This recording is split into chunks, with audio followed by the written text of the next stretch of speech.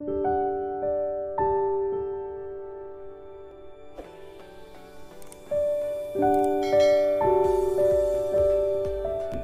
pagi Bapak Ibu sekalian. Pagi. Assalamualaikum warahmatullahi wabarakatuh. Waalaikumsalam. Dan Bapak Ibu sekalian, akar kucing ini punya efek yang luar biasa. Jadi darah tinggi, manjur tadi, ternyata juga mampu mengendalikan darah tinggi juga. Asam urat, oke. Gula darah, oke masuk. Lemak, trigliserida, penyakit degeneratif ya, jantung, bahkan imun, memperbaiki sistem imun, antivirus. Nah, Bapak Ibu sekalian, untuk saling diskusi, monggo silakan. Yang lain kalau mau tanya satu aja sedikit. Alhamdulillah nih dapat pengetahuan baru ya, dapat ilmu luar biasa dari Prof. Erni. Terus terang saya baru mendengar ini, baru tahu. Dan suatu ketika saya pernah ditanya, ada orang yang keliling di dekat rumah saya bertanya, Bu, punya tanaman ini enggak? Saya jawab tidak, karena waktu itu memang di sekitaran saya tidak ada. Sekarang setelah musim hujan luar biasa banyak sekali ternyata. Banyak sekali tumbuh. Nah, begini, saya terus terang baru mendengar, tapi kelihatannya tadi kok luar biasa ya manfaatnya, banyak sekali. Mohon penjelasannya Prof. Erni. Ini kalau minum tadi air rebusannya, bukan air rebusannya, air dari timnya tadi, itu sarannya untuk berapa lama bolehnya, atau harus pakai selah, atau bagaimana caranya? Seperti itu. Terima kasih, Prof. Matur nuwun. Jadi sebenarnya nih kayak bikin teh aja ya, seperti tadi Pak Diko. Dan itu kalau dalam bentuk direbus langsung ke air, ke api, pasti beberapa senyawa yang lain akan terekstrak. Sedangkan di sini suhunya cuma 95 derajat. Jadi sudah dibatasi, ada beberapa zat yang memang tidak bisa larut kalau suhunya 95 derajat. Dan itu langsung begitu di 30 menit sudah selesai, dan itu biasanya didinginkan. Jangan dingin, anget-angetnya diminum seperti teh biasa saja. Karena kalau kita pakai cuma 10%, airnya kan cuma 90 deh. Jadi kalau kita mau bikin satu gelas kan 250 atau 300 deh. Jadi kita pakai yang 10% dari 300, 30 gram. Jadi 30 gram itu yang akar yang sudah kering, jadi bukan yang 30 gram kering loh, banyak gitu. Banyak. Tapi iya berat loh sayang. 30 gram gitu ya. Oh, berkayu Kak ya. Akarnya saya lihat berkayu. Ya, berkayu. Jadi bukan akar yang serabut ya. Akarnya bukan. Saya sudah nyoba nyabut itu, ya. Ya, jadi itu agak berat. Jadi 30 gram itu sedikit sebenarnya. Dan airnya tadi 270. Jadi kalau kita 270. Jadi kalau kita sekaligus langsung minum 1 gelas gitu. Langsung minum. Memang sebaiknya memang fresh, karena kalau dibiarkan didinginkan saja pasti ada beberapa partikel yang akan mengendap, karena dia ada yang sulit untuk larut di dalam air. Langsung yang hangat gitu. Berapa lama konsumsinya kira-kira? Kalau diuji pada ini ujinya kita belum langsung ke manusia. Betul. Tapi bisa kita konversi pada tikus itu yang kita berikan sampai induksinya kan 12 minggu itu 3 bulan ya. Mirip 3 bulan itu sama dengan kalau yang 6 bulan minum konsumsi pada manusia. Itu ternyata pada saat kita berikan hanya 4 minggu saja akal itu ekstraknya, dia sudah mulai menurun. Dan saya terakhir saya berikan karena kadarnya tinggi sekali, sudah trigliseridanya, dia menurun tapi belum sampai ke normal. Saya naikkan sampai 2 bulan, jadi 8 minggu, dan itu sudah mendekati normal. Ya, jadi kita minum, dan kita biasanya kalau memang ada obat lain kita jedanya minimal 2 jam. Iya. Matur nuwun. Kami, monggo Bu Raffi. Bu Raffi, monggo silakan. Prof. Erni, jadi tadi mengenai setelah minum akar itu ternyata kan banyak sekali ya, anti lipidemia, anti hiperlipidemia, hipertensi, segala macam hiper, akhirnya normal gitu. Jadi pertanyaan saya itu, apakah mekanismenya memang dia memperbaiki metabolisme tubuh ya kok sampai bisa itu pertanyaan pertama saya. Terus pertanyaan kedua, kalau kita mau membuat sediaan misalnya dalam bentuk kapsul ya, Prof, misalnya kita sudah evaporasi nih ya, kita larutkan dengan pelarut etanol, apakah saya nggak tahu apakah dia ini termasuk yang polar ya, jadi pakai etanol saja. Etanol berapa persen gitu ya, 96% gitu. 90 biasanya. Kemudian kan kita mesti pakai filler nih. Nah, sekarang filler yang paling banyak digunakan itu amilum gitu. Adakah filler lain? Karena amilum sendiri saya lihat juga kita masih impor dari India ya. Itu pertanyaan saya dua itu. Terima kasih. Iya, matur sembah nuwun. Jadi tadi terkait dengan tadi efek. Ya. Kami membuktikannya dibandingkan dengan obat standar. Jadi misalkan untuk yang hiperurisemi, obat standarnya adalah allopurinol. Jadi mekanisme kerjanya sama dengan allopurinol. Sama. Jadi menurunkan kadar protein. Dan kemudian juga untuk yang hiperlipidemi terutama adalah trigliserida dan LDL. Itu mekanisme kerjanya sama dengan gemfibrozil, tidak sama dengan simvastatin yang saat ini diklaim semua obat-obatan untuk lemak tinggi adalah golongan statin. Jadi simvastatin, sekarang atorvastatin, ada apa statin lain. Dan uji saya tidak berhasil, mirip dengan statin. Jadi lebih ke arah gemfibrozil. Jadi mekanisme kerjanya sama dengan gemfibrozil, yaitu meningkatkan PPAR alfa di jaringan lemaknya. Jadi itu sudah, jadi mekanisme kerjanya kita sesama dengan obat standarnya. Jadi siapa yang menyebabkan begitu? Karena di herbal itu senyawanya kan saya harus buktikan apakah flavonoid, apakah triterpenoid, atau saponin, karena semuanya dalam satu kesatuan senyawa. Jadi kalau mau diuji, kita mau pisahkan flavonoid dulu, kita pisahkan saponin dulu.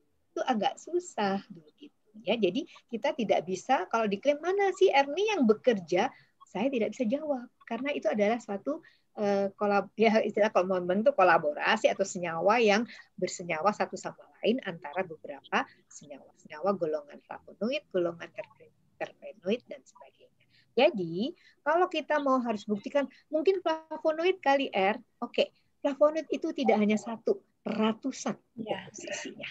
Jadi kita nggak bisa menyebutkan bahwa yang quercetin lah atau asam galat lah, dan itu nggak bisa. Karena kita memang harus uji pakai quercetin sebagai pembandingnya, pakai asam galat. Ternyata memang efeknya kurang lebih tidak begitu efektif. Jadi kita langsung saja bekerja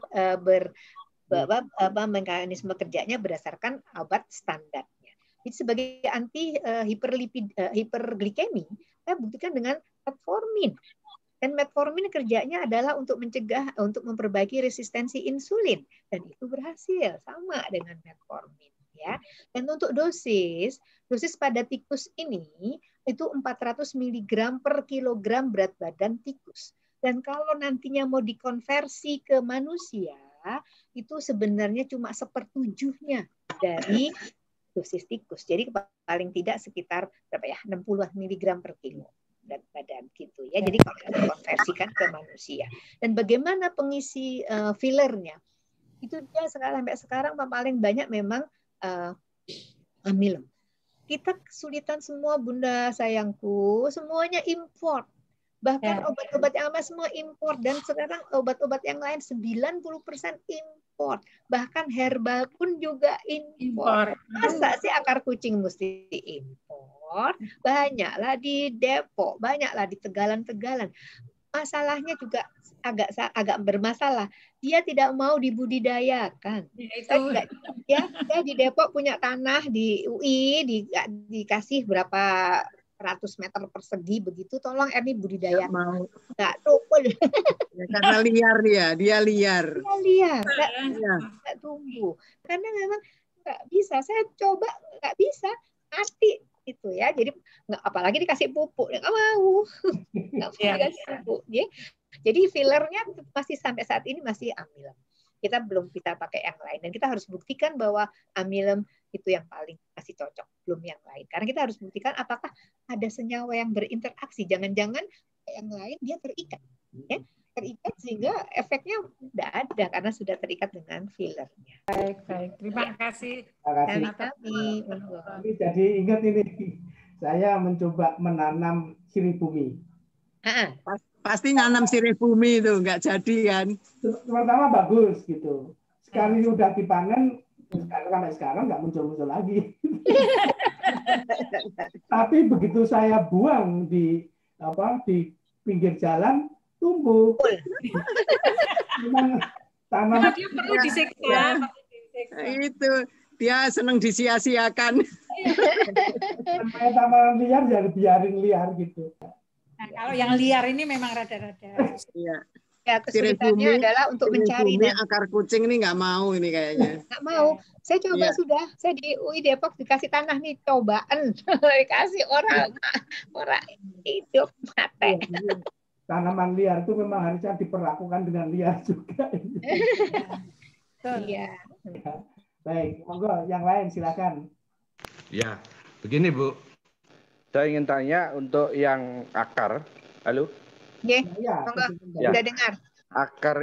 Di akar itu kan ada yang biasa, maksudnya ada yang mentil-mentil itu. Ya, yang itu anting-antingnya. Iya, anting-antingnya itu apakah yang seperti itu atau yang sekedar ini aja. Kemudian mengenai kaitannya manfaat bagi jantung tuh yang bagaimana Bu keluhannya? Sudah Bapak? Itu aja. Ya, terima kasih. Sudah. Maksudnya akarnya mentil-mentil begitu? Iya betul. Seperti akarnya kacang tanah itu. Oh iya. Jadi sebetulnya itu akar itu ada proses untuk nitrogenisasi. Ya. Betul. Iya. Jadi sama ini kalau dia dicuci itu akan lepas Bapak. Jadi kita nggak pakai yang pentil-pentil, kita ambil aja. Gitu. Pada saat pencucian dia akan lepas. Iya. Oh gitu. Jadi gitu. Iya. Jadi sebaiknya malah yang kering ya Bu ya? Iya kering Bapak, kering. Oke. Kalau yang manfaat bagi otot yang yang dari jantung. Jantungnya bagaimana? Nah, begini. Karena penelitian saya ini kan saya perpanjang sampai 12 minggu induksi pakai fruktos dan itu terjadi perlemakan di hampir semua organ. Dan perlemakan itu akan menutup di aorta dan di arteri koronari, arteri jantung, juga ke ginjal. Dan dengan demikian maka sirkulasi darahnya akan terganggu. Dengan sirkulasi darah terganggu pada jantung, karena disebutnya ada hipoksia, disebutnya ischemik, ya ischemia. Dan ischemia itu kekurangan oksigen. Dan kalau itu berlanjut, maka ototnya akan rusak dan disebutnya infark. Infark itu ditandai dengan pengeluaran troponin yang ada di jantung dan itu troponin disekresi ke darah. Kalau troponinnya tinggi, maka kita waspada, jantungnya pasti bermasalah. Dan biasanya orang tidak mengeluh cuma nyeri gitu saja. Dan sekarang Bapak Ibu juga mohon maaf sekali. Sekarang ini tidak semua gejala penyakit jantung itu nyeri dada Bapak ya, nyeri dada kiri. Karena seringkali sudah terkamuflase dengan nyeri perut bagian atas. Jadi nyeri sekali seperti sakit emah. Jadi, kalau yang bengkak-bengkak itu Bu? Yang bengkak mana? Maksudnya? Bengkak-bengkak. Kaki bengkak itu. Kakinya bengkak. Oh, kaki bengkak itu udah lanjut Bapak. pasti ada terjadi namanya kardiomegali, jadi besar banget jantungnya dan biasanya kalau besarnya perlahan-lahan dia tidak merasa sakit. Tapi kalau infark berarti ototnya yang rusak. Kalau yang kardiomegali enggak, itu seluruhan. Kalau ototnya yang rusak, maka dia akan nyeri dada karena kekurangan oksigen. Dan sekarang gejalanya bukan nyeri dada. Contoh beberapa pasien, dia tidak mengeluh nyeri dada. Tapi begitu dia ngeluhnya sakit emah, sampai dingin. Begitu di EKG-nya sudah awur-awuran sembarangan. Nah, begitu di echo, itu jaringannya udah pada mati. Nah, diperiksa lah troponinnya. Troponinnya tinggi banget di dalam darah. Nah, masuklah di ICU.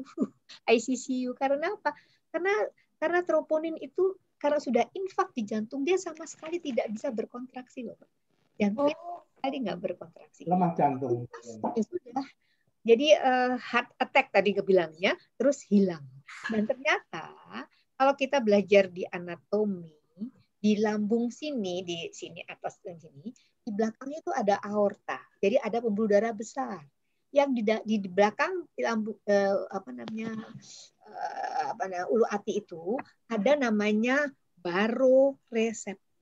Dan baroreseptor itu tempatnya berkumpul saraf 10 atau kita sebut nervus vagus. Dan kalau itu terdorong, maka akan timbul vagal refleks. Dan vagal refleks larinya ke jantung. Dia langsung henti jantung. Jadi itu yang menjadi masalah. Mungkin cuma sesaat, hanya beberapa detik, tapi itu terjadi iskemi yang berat. Dan itu yang menjadi masalah. Kalau dia kekurangan oksigen jantung cuma semenit aja, itu sudah fatal. Ya, jadi itu yang kita harus hati-hati. Sekarang gejala penyakit jantung bukan nyeri dada kiri, lebih ke arah ke kayak mah. Jadi jangan dibiarkan, ngasih obat mah itu kasih aja obat mah gitu ya. Jadi tolong diperhatikan gitu. Ya. Iya Bu, terima kasih. Nah, prinsipnya kalau kita punya masalah dengan lemah jantung atau jantung yang lemaknya tinggi, aortanya tersumbat, itu harapannya ya dengan akar kucing tadi mulai bisa diatasi. Sikat dengan anting-anting gitu loh. Sesuk mulai golek ning pekarangan buri, Mas. Aku juga ngono. Ini Pak Prof, saya mau menanyakan, kan kalau ini kembali kepada jantung, saya itu kan dulu pernah stroke. Kemudian kalau misalnya denyut jantungnya tinggi sampai lebih dari 90, disuruh minum bisoprolol. Nah itu dengan ini ada pengaruhnya kali ya, Dok? Ya. Jadi kita kemarin kan mengukur denyut jantung pada kasus yang dalam tanda kutip kayak myasthenia gravis ya. Ternyata denyut jantung pada tikus sangat baik pada saat kita memberikan kaliper. Jadi denyutnya yang kalau itu nggak boleh lebih dari 90 memang betul. Jadi kita harus hati-hati. Kita berikan itu sebagai karena mekanisme kerjanya juga dia mempengaruhi frekuensi. Ya karena kita sudah uji soalnya. Udah uji pada jantung, walaupun ujinya waktu itu adalah untuk myasthenia gravis, tetapi Acaliva indikanya itu mengurangi frekuensi denyut. Tanya, Prof. Ini sudah tanya saya mau tanya Bila. Boleh. Ya, Prof mau tanya. Saya ini triglyceridanya tuh terlalu tinggi. Kalau saya nggak makan Lipantil, jadi saya sekarang ini rutin selalu makan Lipantil. Kalau saya nggak jadi bisa terkontrol jadi 300-an, 370, 350. Tapi kalau nggak makan Lipantil, saya naik jadi 1000 lebih trigliseridanya. Kalau saya ganti pakai anting itu gimana caranya, Prof? Sementara jangan diganti dulu, Ibu, tapi dikombinasi. Jadi kami tidak ingin yang sudah ada menjadi jatuh. Jadi harus diganti dulu, dibarengin. Jadi dibarengin. Jadi kalau kita mau pakai, kalau tadi saya sebutkan 400 mg per kilogram berat badan pada tikus, jadi kalau pada manusia adalah sekitar 60 mg, dibagi 7 ya, 60-an ya. Jadi 60 mg per kilo, kalau berat badannya itu 50 kilo, berarti itu adalah sekitar 3 graman. Ya, 3 gram tuh lumayan. 3 gram kita mesti cari direbusnya dengan kalau 3 gram pakai airnya ya 10% dari 3 gram berarti 270. Bukan tadi 30 gram 30 ya gram 3 gram sedikit kok 3 gram cuma sedikit kok 37 ya. Jadi monggo. Jadi kita nggak boleh di stop dulu ya di pantilnya, karena kita harus bareng-bareng dulu. Nanti kalau sudah mulai seimbang kita turunkan. Itu diminumnya malam hari atau pagi hari, Prof? Kalau kita pakai bikin dekokta, kita bisa 2 kali pagi sore, Bunda. Pagi sore. Jadi nanti jaraknya harus 2 jam dengan obat. Oke? Prof Erni. Ya, nggak rekam. Ini kan akar kucing juga punya efek. Bukan Bapak. Tekanan darah tinggi ya. Sana berarti. Tekanan darah tinggi itu berarti kalau kita mengkonsumsi punya peluang juga untuk hipotensi ya. Jadi iya. Jadi kita untuk yang kalau yang trigliserida memang agak susah ya kalau sampai drop banget ya, karena memang tapi untuk tensi yang terkait dengan vaskularisasi darah itu kita juga harus hati-hati. Juga tadi terkait dengan troponin yang pada jantung. Dosisnya sama ini pakai pada hewan coba kan 400 mg. Ya kita belum tahu pada manusia. Kan biasanya kita turunkan. Kalau tadi 60 mg mungkin diturunkan jadi 30 mg per kilo. Jadi kita tidak bisa langsung konversi yang sama dengan itu. Monggo yang lain, silakan. Ya, Bu Ice, monggo. Bu Ice. Mau nanya ini sebetulnya kalau misalnya kita minum yang tidak kering itu aturannya seperti apa ya, Prof? Gini Bu, kalau kadar air dalam akar itu 90%. Jadi kalau memang kalau Ibu ngambil yang basah mestinya dikaliin 9 kali. Banyak sekali berarti. Jadi bulky. Kita sudah coba. Jadi kadar airnya cukup tinggi. Jadi matur nuwun. Terima kasih. Sampai ketemu. Terima kasih. Ya, pada sehat, salam sehat. Amin.